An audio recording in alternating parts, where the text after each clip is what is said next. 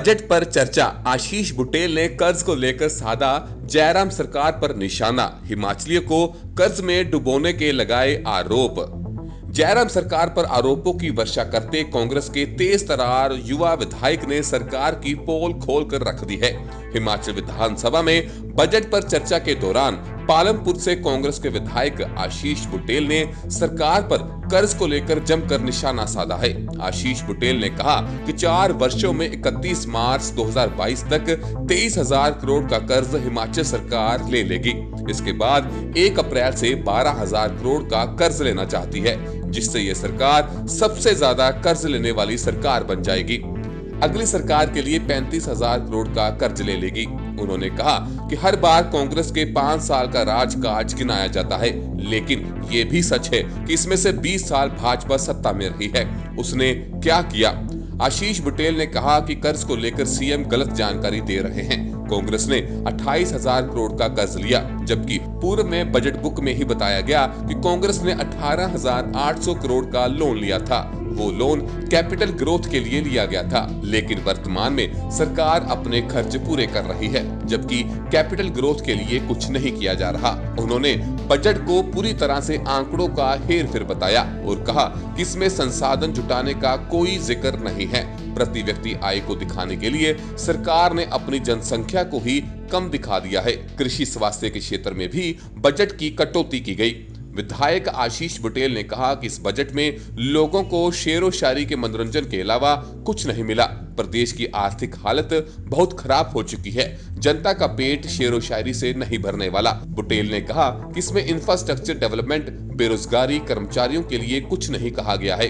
अच्छा होता कि सीएम इसमें उल्लेख करते और बताते कि इन वर्गों के लिए क्या होगा।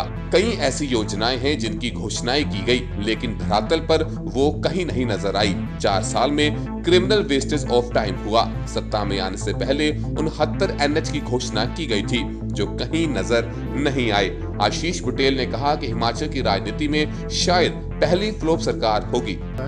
हमेशा सत्ता पक्ष की ओर से ये बात रखी जाती थी कि कांग्रेस पार्टी की जब सरकारें नहीं हैं तो कर्ज बहुत बढ़ गया है।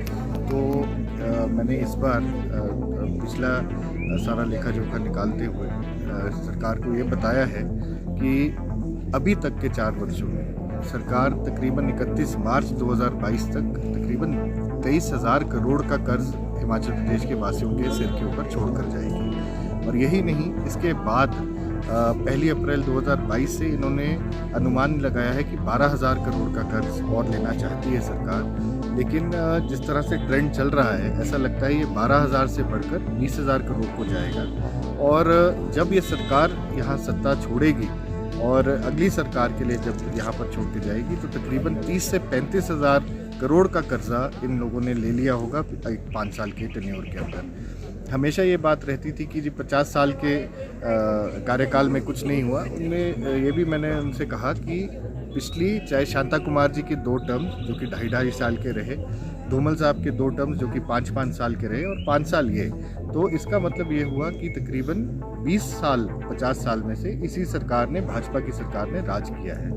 और जो कर्जा उठना शुरू हुआ था, लोगों के सिर पर पड़ना शुरू हुआ था, वो 98 से लेकर 2003 के बीच की जो सरकार थी, वहाँ से ये कवायद शुरू हुई। और सबसे बड़ी बात ये हुई कि जो इंफ्रास्ट्रक्चर में कर्जा आप ले रहे हैं, अगर इंफ्रास्ट्रक्चर डेवलपमेंट के लिए ले रहे हैं, उसमें कोई हर्ज नहीं है। कांग्रेस सरकार ने, पिछली सरकार ने तकरीबन 50% जितना कर्जा लिया था, उसका 50% कैपिटल इंफ्रास्ट्रक्चर डेवलप करने के लिए लिया था।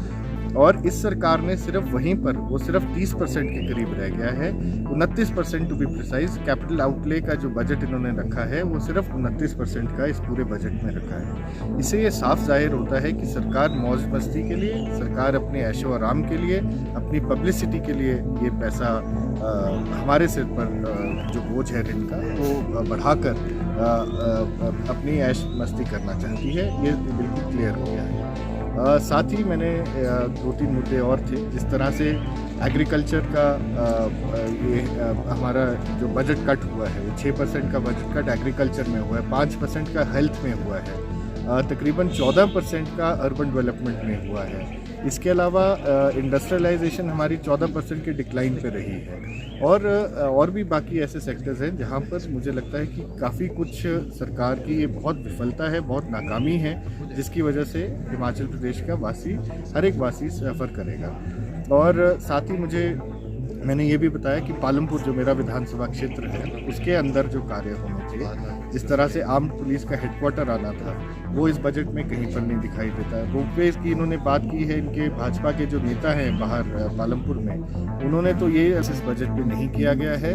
आउटसोर्स कर्मचारियों के लिए कुछ नहीं इस बजट में, और जो मानदेय बढ़ाया है उसमें 30-30 रुपये दिहाड़ीदारों का हमने दिहाड़ी जो है वो 50 रुपये बढ़ाई है, जो कि एक स्वागत योग्य बात है, इसके हमने उनको धन्यवाद भी किया। लेकिन जो पढ़े लिखे बच्चे हैं, जो एसएमसी टीचर्स लगे, आईटी टीचर्स लगे हैं, एसपीओज लगे, स्पेशल पुलिस अफसर लगे हैं, उन लोगों के लिए सिर्फ 30-30 रुपये बढ़ाना, मुझे लगता है ये बहुत ही शर्मनाक बात है। और सरकार को ये आने वाले चुनावों में सरकार को इसका जवाब। द टारगेट न्यूज के लिए शिमला से ब्यूरो रिपोर्ट। पल पल हर पल समाचारों से अपडेट रहना है तो हमारे इस चैनल द टारगेट न्यूज को लाइक करें, सब्सक्राइब करें व बेल आइकन को जरूर दबाएं। घर बैठे सारी जानकारी पाएं।